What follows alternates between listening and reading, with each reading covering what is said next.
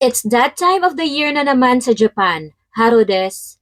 Spring, the best season for me. Pero, sorry na lang dun sa mga may allergies kasi alam nyo na kung may spring, may kafunshu din. Hay fever kung tawagin dahil sa pollen mula sa mga puno ng mga cedar. Kaya buong araw ka na lang talagang singhot at haplo sa mata o di kaya hatsing ng hatsing.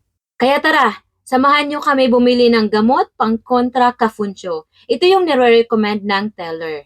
Para sa ilong at ito naman yung isa para sa mata. Pakinggan natin, kunyari naintindihan namin, kunti lang アリ naman. グラとね、中同じです。